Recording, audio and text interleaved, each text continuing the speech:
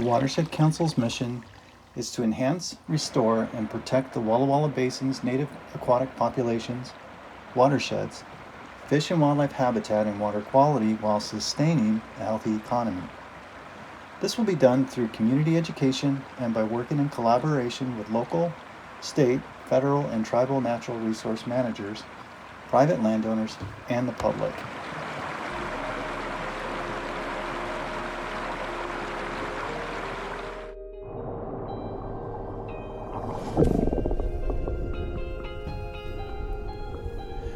The Walla Walla Basin Watershed Council was established and recognized by Umatilla County on May 18th of 1994. Initially, the Watershed Council worked only in the Oregon side of the watershed, but their focus is broadened to encompass both the Oregon and Washington portions of the basin.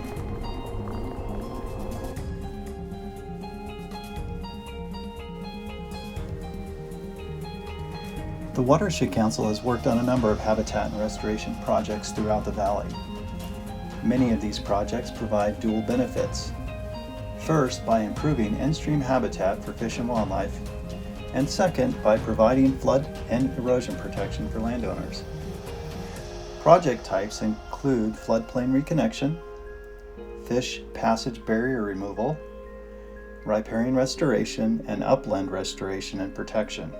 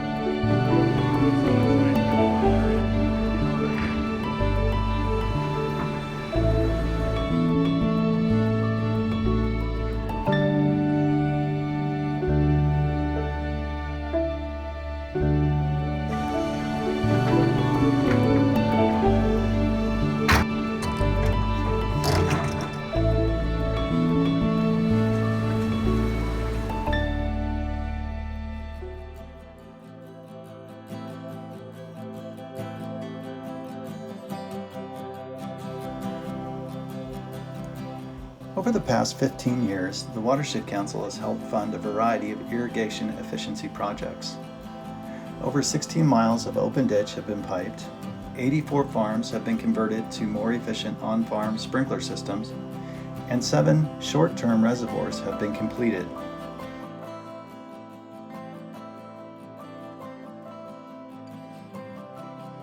In the Walla Walla Valley, there have been a number of water management changes that limit the amount of natural and artificial aquifer recharge.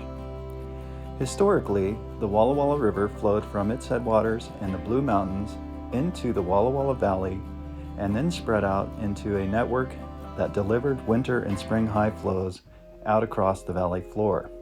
This distributary network provided off-channel habitat for fish and other wildlife, but also allowed for significant amount of water to seep into the soil and recharge the valley's alluvial aquifer system. The alluvial aquifer supplied water to the dozens of springs that emerge on the valley floor and provided cold water returns to the river during summer months, cooling the river and maintaining base flows. Throughout the process of agriculture and urban development, the hydrology of the Walla Walla Basin has been significantly altered. By the mid to late 1990s, streams in the Walla Walla Basin had dry reaches during portions of the late summer and early autumn.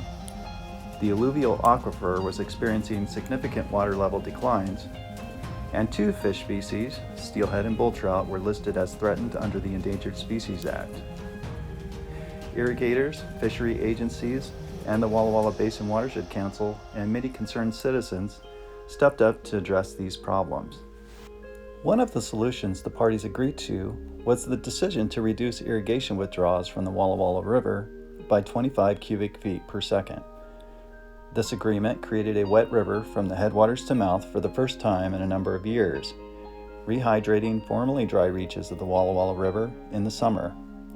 Irrigators gave up a portion of their water rights to leave in-stream, creating a flowing river from the headwaters to mouth. To help the reduced irrigation water go further, irrigation efficiency projects were initiated across the valley. Ditches were piped, fields that were flood irrigated were switched to sprinklers or micro sprinklers, and diversion structures were updated to allow for efficient delivery and transfer of water across the valley.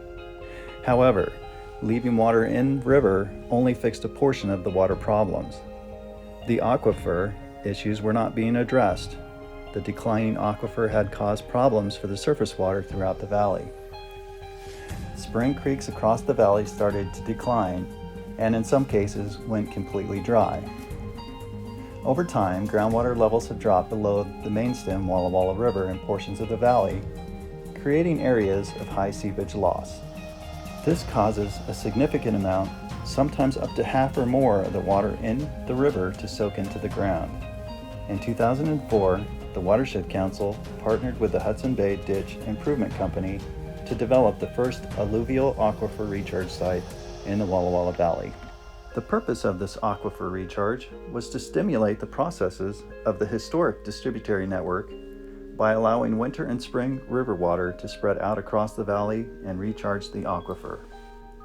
The goal of the Aquifer Recharge Program is to reduce the degradation of the shallow alluvial aquifer for the benefit of people, the environment, and wildlife.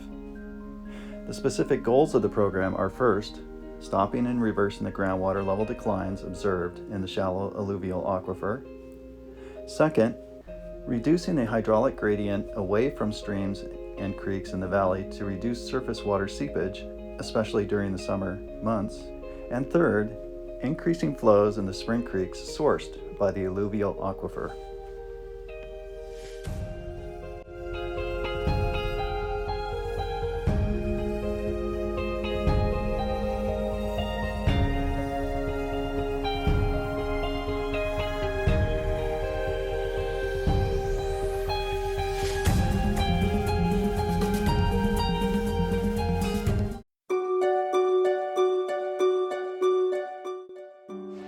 Fish need for their habitat shelter, food, oxygen, stability, and space.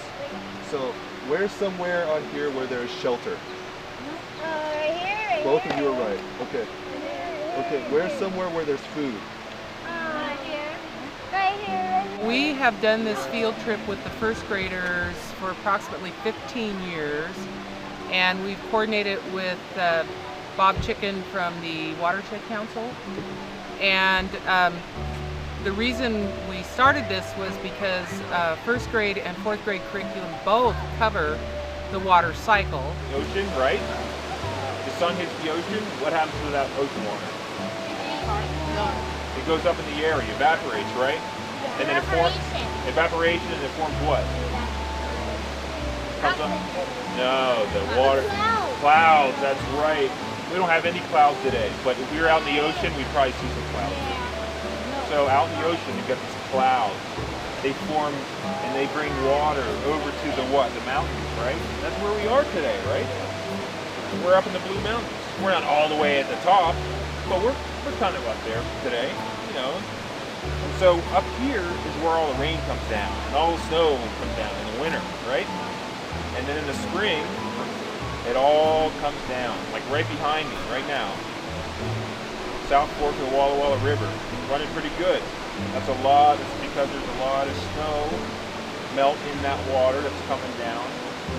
And this is a high time of year for a lot of water. So it all comes down, goes down to streams, goes into groundwater.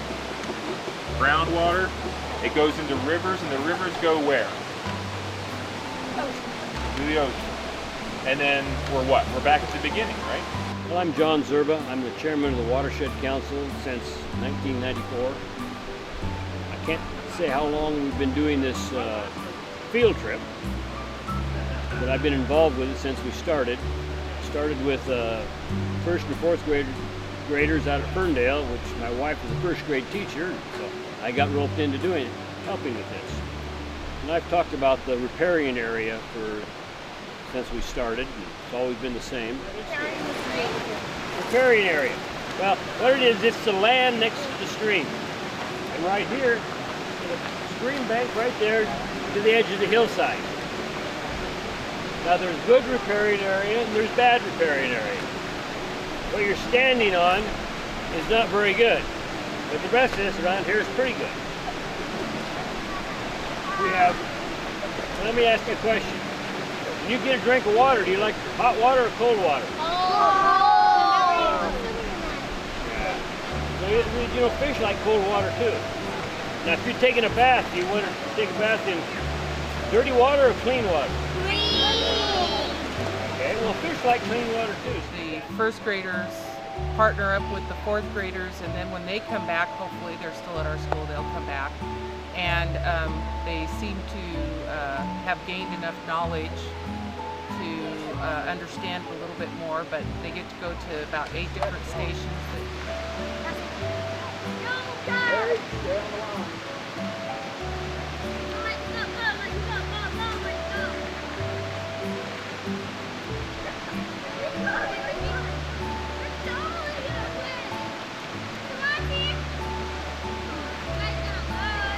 Sinuosity. Can you say sinuosity? And that means what? Winding, huh? So, of those 2 lines, which one was sinuosity? The first graders or the fourth graders? And all year long, we've studied the water cycle and done water projects, investigations, that sort of thing. And so this kind of ties up, it's our culminating activity for the year for fourth grade. How many of you guys go fishing? What kind of fish do you guys go fishing for? Salmon! Rainbow Salmon? trout. Rainbow trout? Salmon? Regular salmon. Anything else besides Regular. steelhead? What kind of trout? Rainbow. Crappie? Uh-huh. I do rainbow. Now some of those fish that you guys talked about, we find in the Walla Walla River. And I'm going to talk to you about 4 native fishes today. Native fish means that they naturally occur in the river. The first one we're going to talk about is bull trout. My name is Brian Walcott. I'm where I work for the Watershed Council here at Milton Freewater. And today we had a field trip of a bunch of students, first and fourth graders, that came up to have a look at the river and learn about some of the habitat that's used by the animals that live up in this area. I had a pretty fun station today. I was talking about the insects that live in the river, and the kids like seeing the little creepy crawly things. They're afraid of them at first, but then they want to hold them and pick them up. Yeah, flies, dragonflies, mayflies, caddisflies, stoneflies. So that's right. So let's go look at some of these animals. Come on over to the table. This is just a stonefly larva that later on in its life cycle, it's going to turn into a fly that'll fly up out of the river. It's an important food source for fish. But it's just one of the fun things I get to do during the year.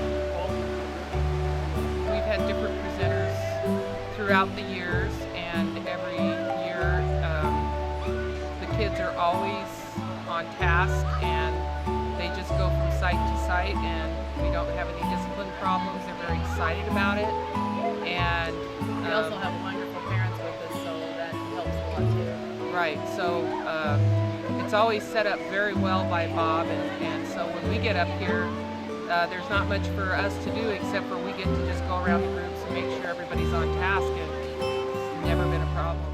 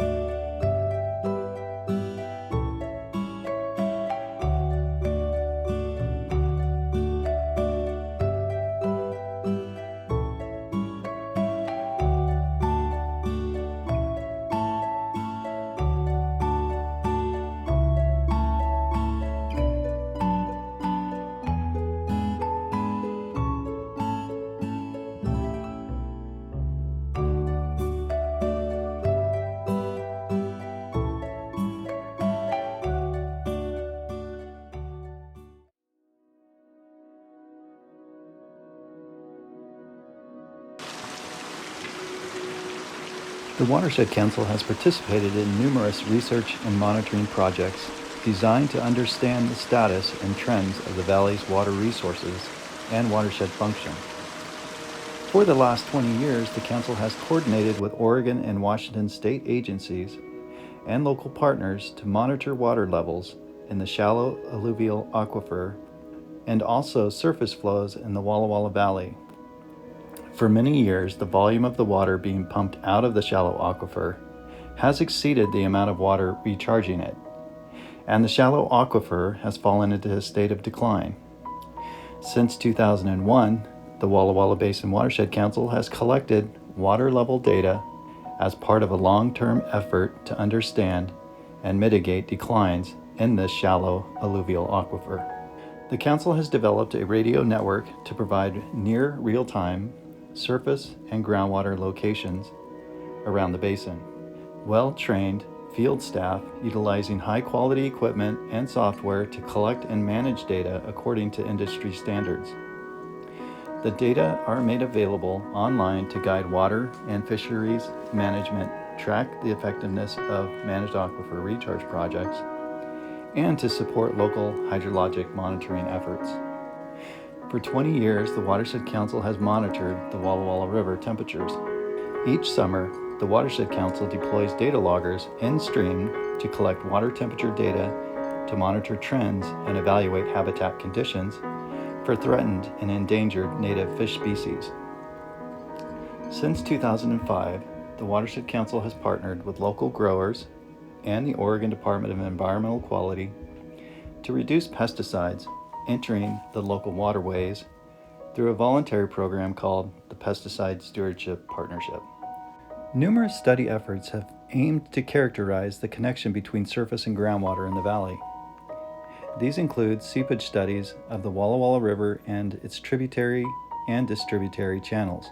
With collaboration from Oregon State University, the Watershed Council developed an integrated water flow model for evaluating possible projects, predicting future scenarios, and guiding surface and groundwater management in the valley. Some studies were conducted in order to guide project development. Council staff members measured water seepage of open irrigation canals within the Gardena Farms and Hudson Bay irrigation systems to evaluate the possibility of conserving water by piping. Feasibility studies of aquifer conditions have sought to evaluate the possible success of aquifer storage and recovery in the valley. Multiple watershed assessments have been conducted in multiple subbasins to document current habitat conditions and evaluate opportunities for improving watershed function.